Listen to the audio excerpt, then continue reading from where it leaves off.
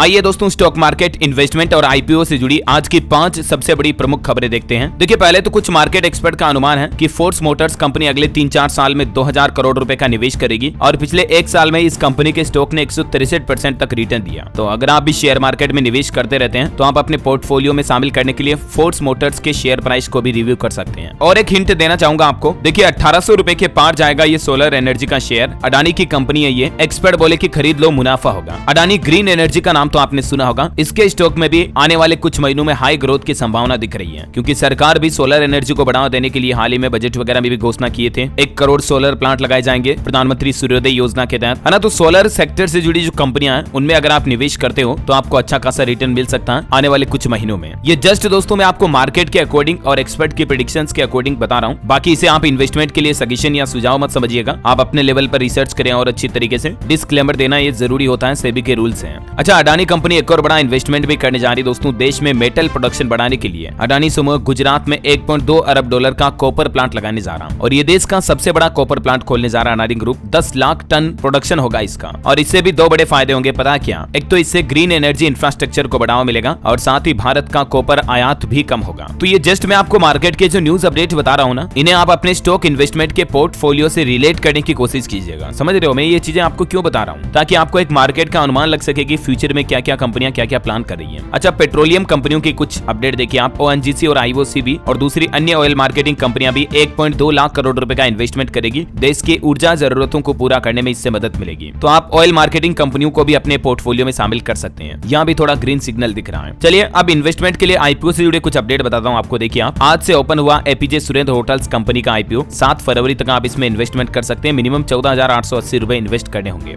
इस आईपीओ से जुड़ी कुछ और खास तारीखें आप देख सकते हैं। इसकी क्लोजिंग 7 तारीख है, आज से ओपन हो चुका है। और इसके अलावा भी दोस्तों 7 तारीख के बाद 3 और कंपनियों के आईपीओ भी ओपन होने जा रहे हैं। जेएसएफबी समेत 3 आईपीओ में निवेश का मौका होगा आपको। 7 से 9 फरवरी के बीच अप्लाई कर सकेंगे। रिटेल निवेशकों के लिए इन आईपीओ में 35% हिस्सा रिजर्व भी रखा गया है। और वो 3 आईपीओ कौन कौन से, उनसे जुड़ी कुछ खास तारीखें भी आप देख सकते हैं। जना स्मॉल फाइनेंस बैंक, राशि पेरिफेरल्स लिमिटेड और कैपिटल स्मॉल फाइनेंस बैंक, ये तीनों मुख्य तौर से बैंकिंग सेक्टर से जुड़े आईपीओ हैं। इनकी ओपनिंग 7 फरवरी को होगी, क्लोजिंग 9 फरवरी को होगी। शेयर अलॉटमेंट 12 फरवरी को, रिफंड 13 को दिया जाएगा और डीमेट अकाउंट में शेयर्स क्रेडिट हो जाएंगे 13 तारीख को। और स्टॉक मार्केट में शेयर की लिस्टिंग 14 फरवरी को हो जाएगी। ठीक है, तो निवेशकों के लिए ये भी एक अपडेट है। आप इन तीनों कंपनियों के कुछ फाइनेंशियल डेटा देख लीजिएगा पिछले हिस्ट्री के। अगर आपको समझ में आए तो आप इन आईपीओ में भी निवेश कर सकते हैं, क्योंकि कई बार आईपीओ में भी अच्छा खासा रिटर्न मिल जाता है, राइट। बहरहाल अगला अपडेट आ रहा दोस्तों पेटीएम के शेयर को लेकर। 3 दिन में 50% तक टूट गया पेटीएम का शेयर। अभी हाल ही में आपको बताऊंगा भारतीय रिजर्व बैंक आरबीआई की तरफ से पेटीएम पेमेंट्स बैंक पर पाबंदी लगाई गई थी। 29 तारीख से तो सारी सेवाएं बंद हो जाएगी लगभग, पेटीएम की वॉलेट वगैरह ये फास्टैग समेत। तो उसके बाद कंपनी के स्टॉक में काफी गिरावट देखी गई है। ये देख सकते हैं आप, पिछले 5 दिन में ऑलमोस्ट -42% बता रहा है। ये गूगल में ऑफिशियल ग्राफ दिखा रहा हूँ आपको, किस तरह से सीढ़ी नुमा ग्राफ में गिरता जा रहा पेटीएम का शेयर। और इतनी बड़ी गिरावट के बाद पेटीएम शेयर को लेकर बॉम्बे स्टॉक एक्सचेंज BSE ने भी एक अहम बदलाव किया। इसकी डेली लिमिट को 10% घटा दिया है। नॉर्मली आपको बताऊंगा 20% के लगभग रहती है डेली लिमिट लोअर और अपर सर्किट की, लेकिन पेटीएम में ये 10% ही कर दी गई है, ताकि मार्केट में बहुत ज्यादा इनबैलेंस ना हो। आरबीआई के प्रतिबंधों के बाद केट ने भी व्यापारियों को सलाह दी है कि पेटीएम की बजाय आप दूसरे पेमेंट प्लेटफॉर्म यूज करें। CAIT,